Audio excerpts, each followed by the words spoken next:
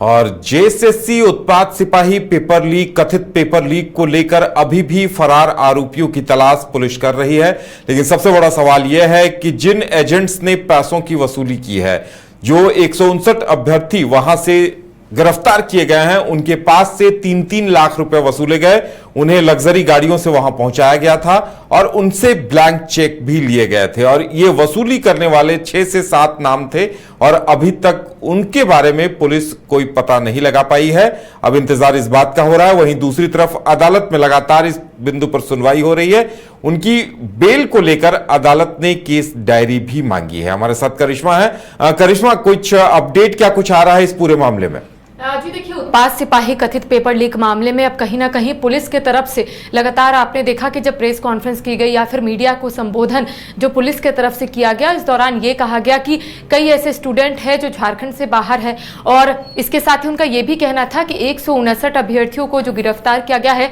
इसमें ज्यादातर बिहार और उत्तर प्रदेश से है। साथ ही साथ एक सिंडिकेट जो है, गिरोह जो है, लगातार इस तरीके का काम कर रहा है और परीक्षा प्रभावित करने की कोशिश कर रहा है। लेकिन पुलिस की तरफ से यह कहा गया कि पुलिस ने इस गिरोह का भंडाफोड़ किया है, साथ ही साथ कई लोगों को गिरफ्तार किया है। देखिए, इस गिरोह के 5 सदस्यों की भी गिरफ्तारी हुई है, साथ ही साथ मुख्य सरगना अतुल वत्स की भी गिरफ्तारी हो गई है। लेकिन सवाल ये उठ रहे हैं लगातार अभ्यर्थियों की तरफ से, ये कहा जा रहा है कि साजिश जो है वो रची गई है, इसमें उनकी संलिप्तता नहीं है, वो सिर्फ पढ़ने गए थे। लेकिन दूसरी ओर देखिए, अब अदालत में लगातार इस बिंदुओं पर सुनवाई हो रही है। अब पुलिस से यानी कि आईओ से केस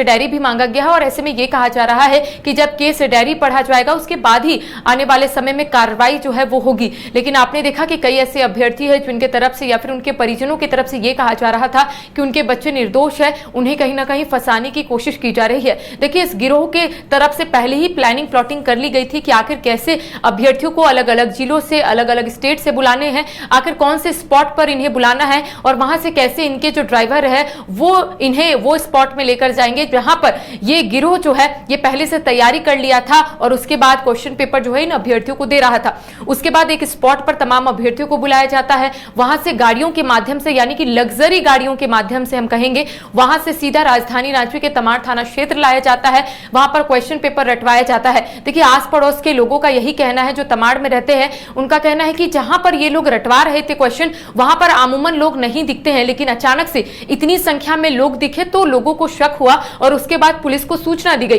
पुलिस जब पहुंची तब पता चला कि यहां पर एक फर्जी क्वेश्चन पेपर जो है अभ्यर्थियों को दिए गए, उनसे 3-3 लाख रुपए जो है वो लिए गए हैं। और उसके बाद जब पुलिस वहां पर पहुंची तो लगभग 159 अभ्यर्थियों के साथ साथ 5 गिरोह के लोग और 2 चालक को गिरफ्तार कर लिया गया है। अब देखिए, मामला अदालत में पहुंच गया है और लगातार जमानत की गुहार जो है अभ्यर्थियों की तरफ से लगाई जा रही है। लेकिन देखिए, अब आगे का प्रोसेस जो है यही है कि अगर यहां से रिजेक्ट होता है तो अब सीधा हाईकोर्ट जाएगा। लेकिन केस डायरी जो है लगातार अदालत की तरफ से मांगी जा रही है। लेकिन सवाल ये उठ रहे हैं कि अगर अभ्यर्थियों के पास व्हाट्सएप के जरिए इन तमाम मैसेजेस आए तो आखिर अभ्यर्थियों की तरफ से इतना बड़ा कदम कैसे उठाया गया, आखिर वो लोग तमाड़ क्यों पहुंचे, तमाम जानकारियां जो है पुलिस के साथ साथ अब अदालत में एक नाम सामने आया है क्रिस्टोफर का। बताया जा रहा था कि अतुल वत्स का दाहिना हाथ वही था और वही तमाम अभ्यर्थियों को उत्तर रटवा रहा था और उसी ने पैसे वसूली किए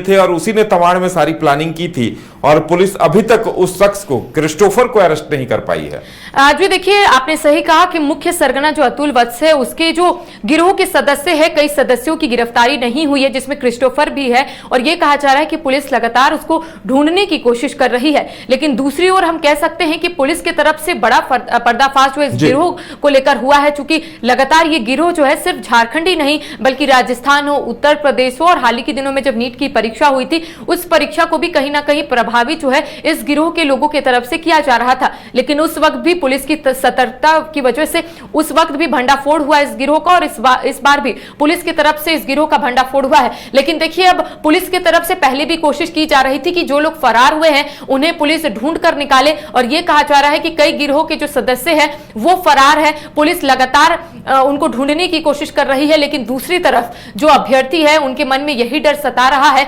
क्योंकि अब अदालत तक मामला चल गया है तो उन्हें सिर्फ यही डर सता रहा है कि आखिर उनका भविष्य क्या होगा, क्या आने वाले समय में वो कोई एग्जाम दे पाएंगे। इन तमाम चीजों को लेकर उनके जो परिवार वाले हैं वो सिर्फ यही बोलते रह गए कि उनके बच्चों का जो भविष्य है वो खराब हो जाएगा। जी चलिए अब इंतजार किया जाए कि क्रिस्टोफर और धनबाद के और कुछ जो मिर्जापुर और बिहार के कुछ लोग थे उनकी गिरफ्तारी कब तक होती है, क्योंकि जब गिरफ्तारी होगी तो ये तय है कि लगभग 477 करोड़ रुपयों की वसूली की गई है। ये पैसे कहां हैं, किसके पास हैं, ये गिरफ्तारी होगी तभी सब कुछ स्पष्ट हो पाएगा।